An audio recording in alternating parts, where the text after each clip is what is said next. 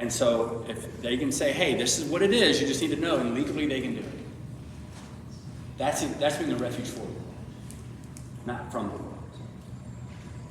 So you start looking at even creative ways to do it, to maintain simple depth. All these things, we do entire lessons on all these things.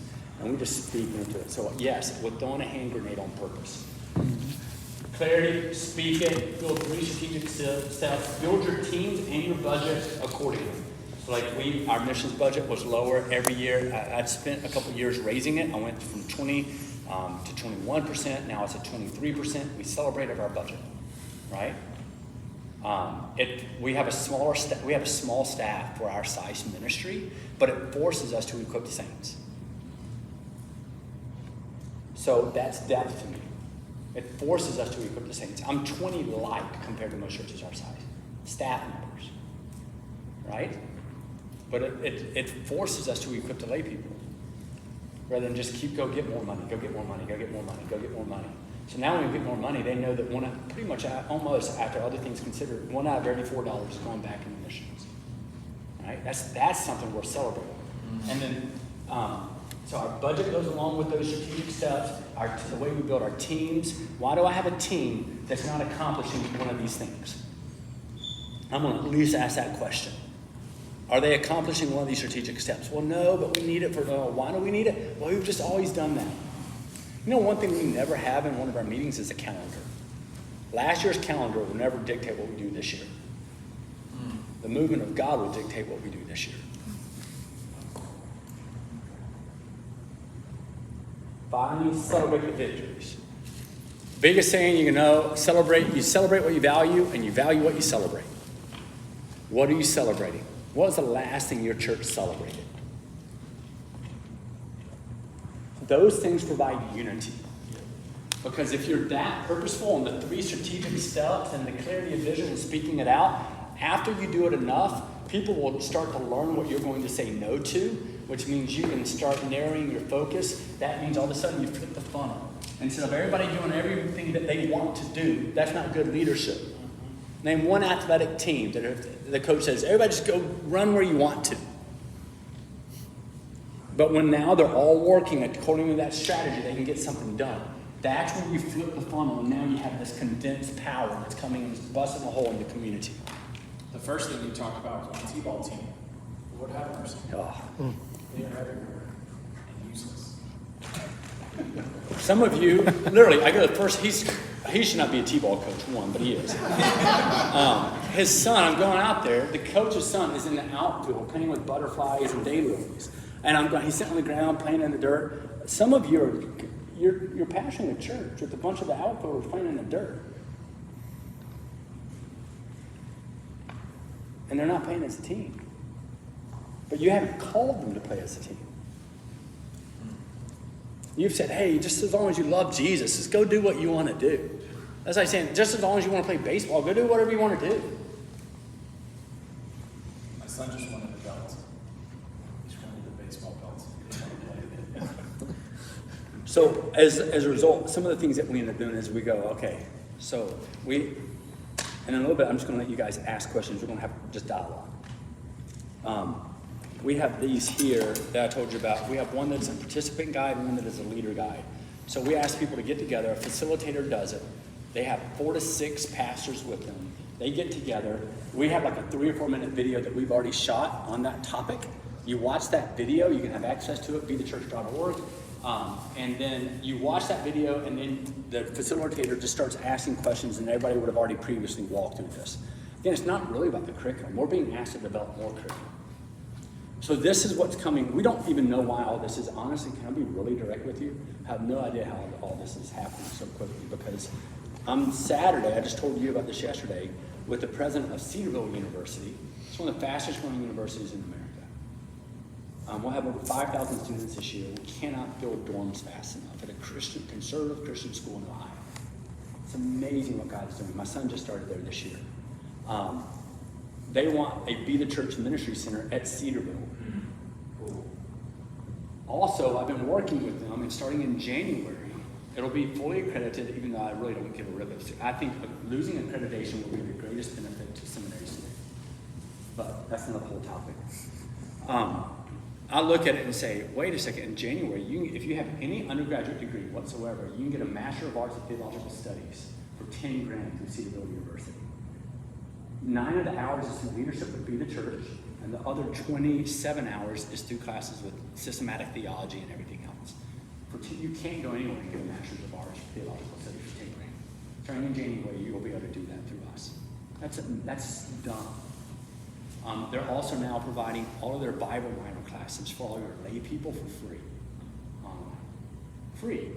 If you want to teach your people, they can take systematic theology for free. Come on, right? So we're developing tracks also in the Philippines where for lay people and for pastors, how they can develop their own knowledge. Listen, you don't need an MDiv. That's my personal thing. Now, everybody's going to argue on this. What I will say, though, is you do need theological understanding. Okay? I have an MDiv, so I'm the one saying I have the right to say it. I feel like if I'm the one who has it, I have the right to say it. And I've been offered more than once an honorary doctorate. I don't even want it because I think it's weird. I'd rather have a master's because Master Wayne sounds better than Dr. Wayne. So I look at it, I go, so we're going to have a certificate degree that's being provided to your lay people. Because what you need to know, they need to have a good understanding of Old Testament, New Testament, and I think a couple of classes on systematic theology and missiology. That's really what you need to understand. Your lay people should understand, and then be able to apply it. So your lay people can start we'll be able to have an avenue for those classes.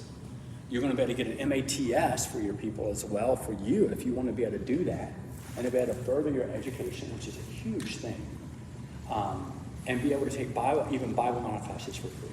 That's some of what we're going to be able to offer, which is pretty cool.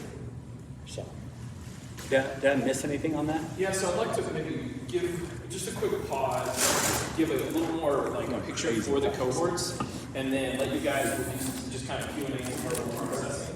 But in these cohort guides, I want you to, what we just did in some ways is what a cohort looks like. You're around tables with other pastors, you're getting to know them, but I want you to think about this. This is why cohorts, Ephesians 3:20. You guys know this. I want you to hear this clearly. You better now 21 after this. That's right. Now to him who is able to do far more abundantly than all that we ask or think, according to the power at work within us.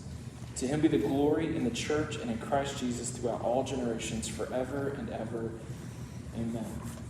And I think sometimes we hear that phrase and we think the abundantly more, the bigger vision, the thing that God has for us. But too often we run past that bridge between the beginning of 20 and 21. According to the power at work within us, within you. And the cohorts are meant to draw out that. What is God stirring in you? And what you've experienced today is hopefully something that some of you would step into as facilitators of these cohorts. To draw in other churches, whether in an SBC network or not an SBC network, as long as they're preaching the gospel. You heard one of the guys, do you have a discipleship pathway, and are you committed to kingdom advancement? That's what we would ask of Be the Church and say, what does that look like? But what you've experienced today is exactly what we do throughout this thing. We have a tool that we call the Now, Next, and Obstacles. And we didn't quite do it like in that, but we've heard stories. Hey, where's your church at right now? Our church has this size, kind of this scope. Here's what we're pushing on. Here's what we're working on. What's God calling next to you guys? What's that vision? Is it the 20 small group groups? All right, so what are the obstacles for getting to those 20 small groups over the next few years? What do we need to do? And in that, we get to have a relationship. We get to have accountability so that according to the power at work within us, God does more than we could ever possibly imagine or dream for his glory and for his renown. And that's, I guess, in some ways just kind of the synthesized cohorts. You hopefully picked up some things and some nuggets across the board, but at the end of the day, we also wanted you to have an experience of what a cohort would look like. It just happened to be a little bit bigger than one. But imagine your table is a cohort of pastors from different walks, different experiences, and you guys get to come together in your communities and in your regions and leverage every single one of those resources. Can you imagine what God And imagine if you have 3 cohorts in every state, in the 6 states. So you got roughly 18 samplers here. You got roughly 18 pastors from each state representing that. So then as a result, you have over 100 key pastors that it could grow to that are all on the same page in relationship. And that's what the key is. What this is relational. That's what Jason said before. This is more relational than just sitting in a big circle and staring. That's what you want. So then I want you to he knows how much I love Ephesians 3:20 and 21. More than you could ever ask or imagine, according, which means as a result of. In Greek, it literally means as a result of what is happening in you. Cause and effect. So if little is happening in you in transformation, little is happening in your church.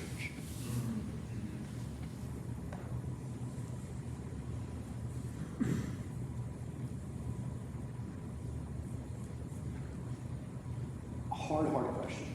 This hit me one day, it broke. This is one of the days I was broken. Is I recognized I didn't think I was worth following.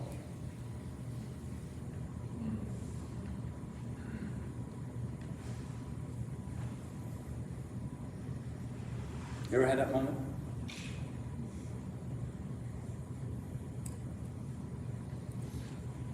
So, around your table, everybody has to do this. According to the power at work within you, what is God currently doing the most in you?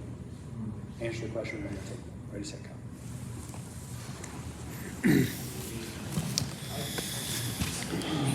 Over the last year, he has been stretching, challenging me to really trust in him. And don't be ambiguous. To learn more about him, that's ambiguous.